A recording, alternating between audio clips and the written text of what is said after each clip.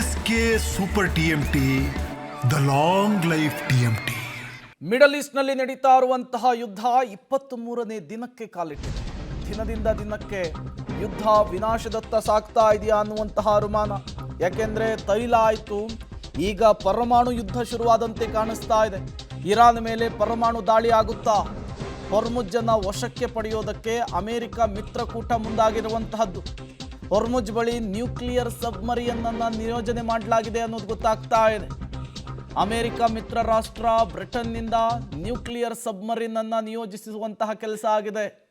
ಈ ಮೂಲಕ ಈ ಎರಡು ದೇಶಗಳ ನಡುವಿನ ಸಂಘರ್ಷ ಯಾವ ಹಂತಕ್ಕೆ ಬೇಕಾದರೂ ಕೂಡ ಹೋಗಿ ತಲುಪುವ ಹಿಂಟು ಸಿಗ್ತಾ ಇದೆ. ಹರ್ಮುಜ್ ಜಲಸಂಧಿಯನ್ನು ಇರಾನ್ನಿಂದ ಮುಕ್ತಗೊಳಿಸುವುದಕ್ಕೆ ಅಮೆರಿಕ ಪಡ್ತಾ ಇರುವಂತಹ ಪ್ರಯತ್ನವನ್ನು ನಾವು ಡೇ ಒನ್ನಿಂದಲೂ ಕೂಡ ಗಮನಿಸ್ತಾ ಇದ್ದೀವಿ.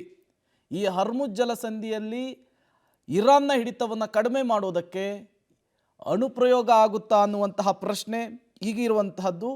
ಏನಾಗುತ್ತೆ ಅನ್ನೋದನ್ನು ಕಾದು ನೋಡಬೇಕಿದೆ. ಡೀಟೇಲ್ಸನ್ನು ಕೊಡೋದಕ್ಕೆ ಪ್ರಕಾಶ್ ನೇರ ಸಂಪರ್ಕದಲ್ಲಿ ಜಾಯಿನ್ ಆಗಿದ್ದಾರೆ. ಪ್ರಕಾಶ, ಪರಮಾಣು ಪ್ರಯೋಗ ಇದೆಯಲ್ಲ, ಅದು ಅಷ್ಟು ಸುಲಭಕ್ಕಿಲ್ಲ ಅಂಥೇಳಿ. ಯಾಕೆಂದರೆ ವಿಶ್ವಸಂಸ್ಥೆ ತುಂಬ ಹತ್ತಿರದಿಂದ ಎಲ್ಲ ಬೆಳವಣಿಗೆಗಳನ್ನು ಕೂಡ ಗಮನಿಸ್ತಾ ಇದೆ. ಇದರ ನಡುವೆ ಅಮೆರಿಕದ ಮಿತ್ರ ರಾಷ್ಟ್ರಗಳ ನಡೆ ಏನನ್ನು ಸೂಚಿಸ್ತಾ ಇದೆ ಅಂಥೇಳಿ, ಅಂದರೆ ಈ ಯುದ್ಧ ಯಾವ ಹಂತಕ್ಕೆ ಹೋಗಬೇಕಾದ್ರೂ ಕೂಡ ತಲುಪಬಹುದಾ ಅಂತ? ನೋಡಿ, ಇದು ಪರಮಾಣು ಘಟಕಗಳನ್ನ ಗುರಿಯಾಗಿಸಿಕೊಂಡು ಈಗ ದಾಳಿ ಪ್ರತಿದಾಳಿಗಳು ಕೂಡ ಆರಂಭ ಆಗಿದ್ದಾವೆ. ಇದು ಒಂದು ರೀತಿಯಲ್ಲಿ ಜಾಗತಿಕ ಮಟ್ಟದಲ್ಲಿ ಕೂಡ ಆತಂಕವನ್ನು ಸೃಷ್ಟಿ ಮಾಡಿರುವಂಥದ್ದು. 1945 ಆಗಸ್ಟ್ ಹಿರೋಶಿಮಾ ಮತ್ತು ನಾಗಾಸಾಕಿ ಮೇಲೆ ಈ ಒಂದು ಪ್ರಯೋಗ ಆದ ಬಳಿಕ ಅಲ್ಲಿ ಎಷ್ಟರ ಮಟ್ಟಿಗೆ ಎಫೆಕ್ಟ್ ಆಯಿತು ಅನ್ನುವಂಥದ್ದು ಇಡೀ ಜಗತ್ತಿಗೆ ಗೊತ್ತಿದೆ.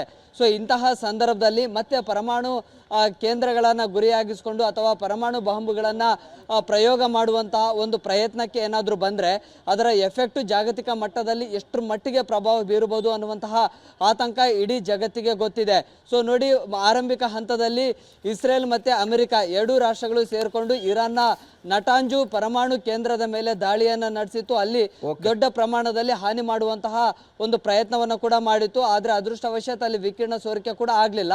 ಇದಕ್ಕೆ ಪ್ರತಿದಾಳಿಯಾಗಿ ಇದೀಗ ಮತ್ತೆ ಡಿಯೋನಾ ಮತ್ತೆ ಅರಾದ್ ಪರಮಾಣು ಘಟಕಗಳ ಮೇಲೆ, ಇದು ಇಸ್ರೇಲ್ನಲ್ಲಿರುವಂತಹ ಘಟಕಗಳು, ಅಲ್ಲಿ ಕೂಡ ದಾಳಿಯನ್ನು ನಡೆಸಿ ಇದೀಗ ಆ ತೀವ್ರತೆಯನ್ನು ಕೂಡ ಹೆಚ್ಚು ಮಾಡ್ತಾ ಇದೆ. ಪ್ರೇಮ್, ಥ್ಯಾಂಕ್ ಯು ಪ್ರಕಾಶ್ ತಮ್ಮೆಲ್ಲ ಮಾಹಿತಿಗಾಗಿ.